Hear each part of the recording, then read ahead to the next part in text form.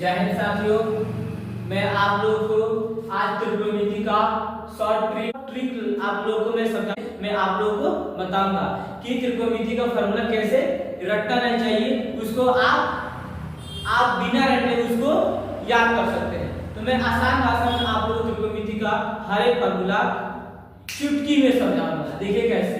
पहले आप क्या करेंगे कि इसको पहले समकोण त्रिभुज हम ले लेंगे। सबसे पहले एक समकोण त्रिभुज ले लेंगे। ठीक, समकोण त्रिभुज लेने के बाद उसका नामकरण कर देंगे। इसका नाम ले लेंगे ए, इसको बी बोल देंगे और इसको सी बोल देंगे। ठीक, और आपको पता होना चाहिए कि समकोण त्रिभुज किसे कहते हैं। तो जो कोण की एक भुजा 90 डिग्री हो उसे हम समकोण त्रिभुज कहते हैं।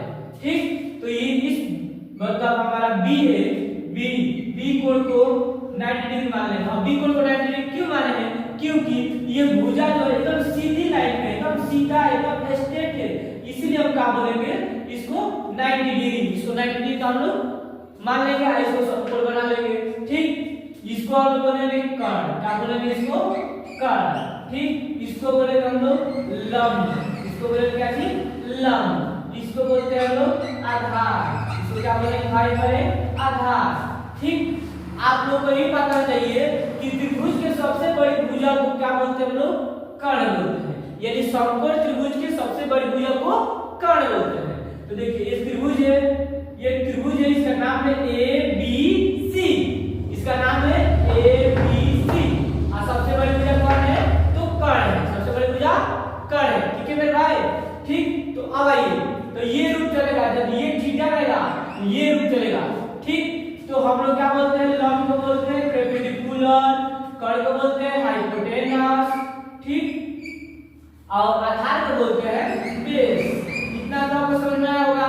अब बस आपको समझ में आया होगा। ठीक, आइए अब हम क्या करेंगे यहाँ पे। अब देखिए सबको बारी से, मतलब इस भुजा को क्या करते हैं, इस भुजा को क्या करते हैं और इस भुजा को क्या करते हैं, यानी त्रिभुज के तीनों भुजाओं का नाम बताएंगे और तीनों भुजाओं को कैसे निकाला जाता है एकदम डीपली और आसान भाषा में आपको समझाएंगे। ठीक है, चलिए। तो हमारा ए बी है, ए बी इक्वल टू यानी ए और बी। देखिए तो मेरे भाई इस त्रिभुज में ए बी यही है जो सीधा स्ट्रेट लाइन का है, इसको बोलते हैं हम लोग क्या बोलते हैं? लंब बोलते हैं। इसको हम बोलेंगे लंब। ए बी हमारा लंब। इसको कैसे रिपीट करते हैं? तो पी से रिपीट किया जाता है। कैसे रिपीट किया जाता है?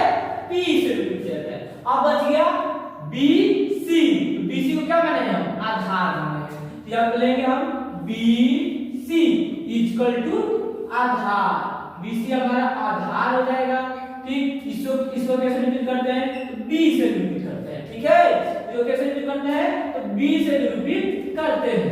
ठीक है, अब बच गया ये भुजा का बताइए, ये भुजा बताइए। अब बचा ये भुजा, ये भुजा का नाम क्या है? ए सी।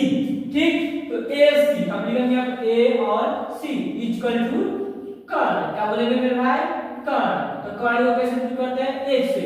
तो इसको बोलते हैं हाइपोटेनस। ठीक है, अब देखिए त्रिभुज मतलब त्रिभुज यानी ये त्रिभुज के तीनों का नाम आपको हम यहाँ पे डीपली में बता दिए और समझा दिए। इतना तो याद करने की जरूरत नहीं है। एक समकोण त्रिभुज लेंगे, उसका नाम लेंगे, इसको बोलेंगे सीधा लाइन बनेगा, इसको बोलेंगे लंब, इसको बोलेंगे आधार और इसको बोलेंगे कर्ण। अब यदि आपसे कोई पूछे कि इसको आधार क्यों कहा जाता है, तो ये भुजा और ये भुजा इसी भुजा पर रुकी है, तो ये का ये और ये दोनों का आधार क्या है?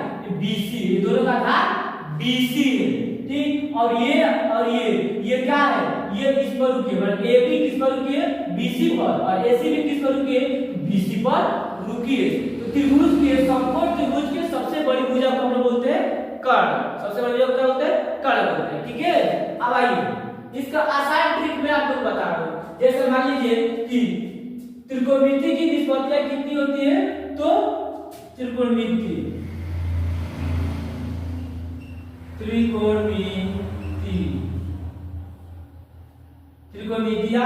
निष्पत्तियां त्रिकोणमिति निष्पत्तियां, ये चलिए आप त्रिकोणमिति निष्पत्तियां बताते हैं आपको। तो कितना होता है? 6 होता है। कितना होता है? 6। देखो होता है sin थीटा, उसके बाद होता है cos थीटा, उसके बाद होता है tan थीटा, उसके बाद होता है कॉट थीटा, उसका होता है सेक थीटा, उसका होता है कॉसेक थीटा। ठीक है मेरे भाई, तो इसका मान लीजिए ये क्या है, और इसका ही मान होता है, इसका ही मान होता है, इसका ही मान होता है, इसका ही मान होता है, और इसका भी मान होता है। हमको पता नहीं है किस तरह रखेंगे, हमको पता नहीं है कि इसका मान कैसे रखेंगे, लेकिन आसान भाषा में आपको समझा दूं, एक ट्रिक के माध्यम से समझा रहा हूं, आप भूल भी नहीं पाएगा। थोड़ा भी आपको रट्टा मारने की जरूरत नहीं, बिना रट्टा मारे आप इस चीज को समझ सकते हैं और एकदम 100% कंसेप्ट क्लियर के साथ पढ़िएगा मेरे भाई।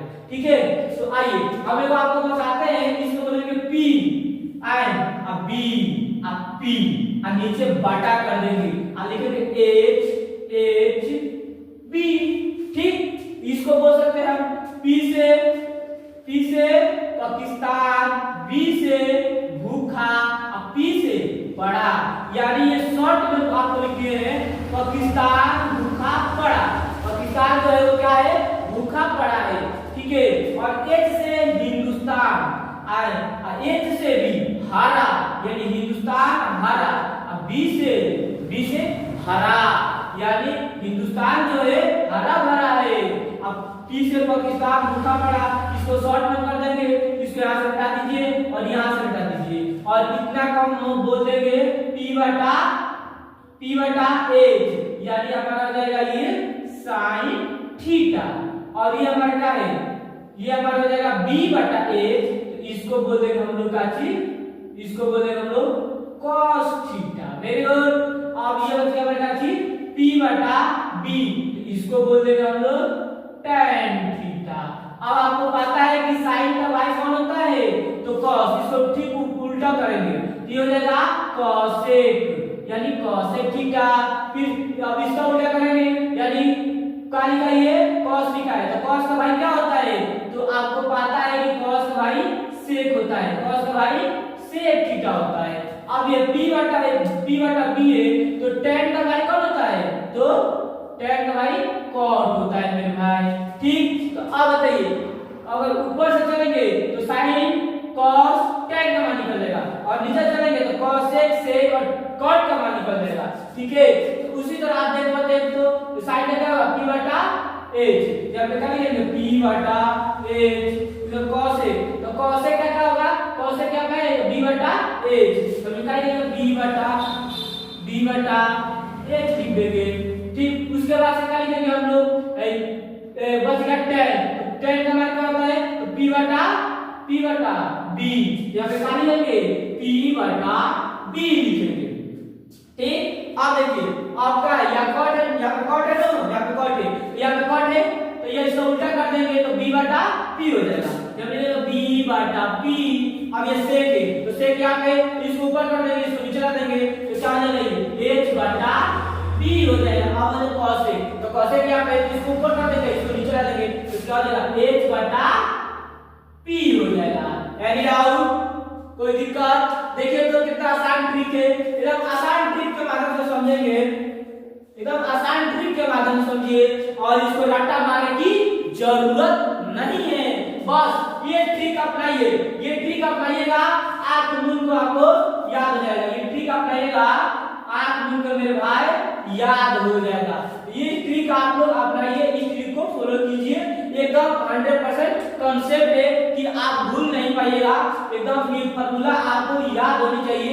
जब ये फार्मूला आपको पूरे टोटली फार्मूला याद रहेगा तो आराम से आप त्रिकोणमिति का हर एक क्वेश्चन सॉल्व कर पाएंगे। दोस्तों, तो हम लोग इतना सीख गए थे, एक आसान ट्रिक बताया था आपको, p से p यानी पाकिस्तान भूखा पड़ा, h यानी हिंदुस्तान हरा भरा, उस अकॉर्डिंग हम लोग बताए थे कि हम लोग क्या लिखाए थे, त्रिकोणमिति की निष्पत्ति है। ये त्रिकोणमिति की निष्पत्ति कितनी होती है, 6 होती है, sin होती है, cos होती है, tan होती है, cot होती है, sec होती है, cosec होती है, ये आपको बताए थे। और इसको आपको इस पर आपसे याद नहीं हो पाया है, जैसे बताए थे p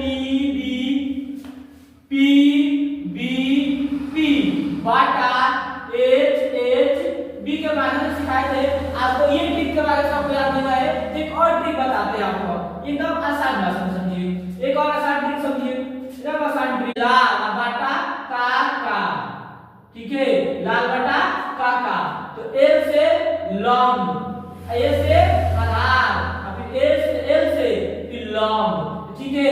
यानी इसको बोलेंगे एल के मतलब होता है साइन थीटा। क्या होता है?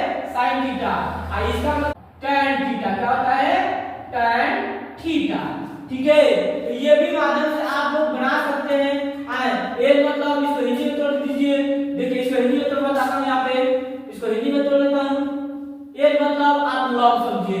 एल का मतलब लंब, लंब, लंब, तो लंब। अब बाटा है तो बाटा। के मतलब कर्ण, के मतलब कर्ण, इसको लिख दीजिए के मतलब कर्ण। Very good. अब आइए ए मतलब आधार। ये आधार का पहले क्या है? आ है, तो हम लिखेंगे आधार, आधार। अब बाटा दिया है तो बाटा के मतलब कर्ण हो जाएगा, के मतलब कर्ण। आप आई होप आप लोग समझ रहे होंगे, हमको लगता है कि आप लोग समझ रहे हैं, ठीक है। चलिए अब क्या है? अब tan थीटा का मान ज्ञात करना है, तो क्या है? एल ए, ठीक। तो एल मतलब आप लोग जानते हैं कि लंब, एल मतलब लंब, ठीक। अब बाटा, ए मतलब आधार। आप समझ ही रहे हैं लोग, होशियार नहीं आप लोग, ठीक। आप लोग समझाने की जरूरत नहीं है। आप भाई हमारे 10th क्लास में आ चुके हैं, 10th क्लास में आए तो अफकोर्स है कि आप लोग इस चीज को समझ रहे होंगे अच्छे ढंग से, ठीक। अब बच गया cos थीटा। तो cos थीटा का मतलब आप बोले तो पहले इसको उल्टा कर दीजिए, इसको उल्टा कर देंगे, इसको भी उल्टा कर देंगे, इसको भी उल्टा कर देंगे, तो क्या हो जाएगा? ए बटा एल हो जाएगा। ए मतलब आधार, जब लिखेंगे आधार, आधार। अब बाटा में अब क्या है? एल है, एल मतलब लंब मेरे भाई, एल मतलब लंब हो जाएगा, ठीक। अब उसका सेक बच गया, तो सेक क्या करेंगे? अब ये के ऊपर चला जाएगा, ए नीचे चला जाएगा, तो के मतलब कर्ण। सॉरी थ्री में डालना पड़ेगा क्योंकि लिखने में दिक्कत हो रहा है। यहाँ पे लिखने में क्या चीज? सेक था, सेक थीटा, और यहाँ पे जाएगा कॉसेक थीटा, ठीक। दिख रहा है? दिख रहा है आपको? यहाँ पे दिख रहा है, इसे दिख रहा है कि नहीं? पूरा नीचे तक आता होगा, ठीक। तो आइए इसका क्या हो जाएगा? इसका हो जाएगा क्या चीज? इसको ऊपर कर देंगे, इसको नीचे कर देंगे, तो के मतलब कर्ण, के मतलब कर्ण। अब बाटा, इसका मान क्या हो जाएगा? नीचे, नीचे हमारा क्या देगा? आधार। फिर उसी तरह इसको क्या करेंगे? इसको जाएगा लंब, और इसका बाटा नीचे जाएगा कर्ण। सॉरी गलती हो गया, ऊपर हो जाएगा कर्ण और नीचे हो जाएगा लंब, ठीक हो गया। ये भी ट्रिक आप आसान तरह से समझ गए। देखो बाबू, कहा जाता है रॉक और सुला वो मंजर भी आएगी, प्यासे जगह चलकर समुंदर भी आएगी, हार कर ना बैठो मंजिल का मुसाफिर, मंजिल भी मिलेगी और मिलने का मजा भी आएगा। तो इतना बात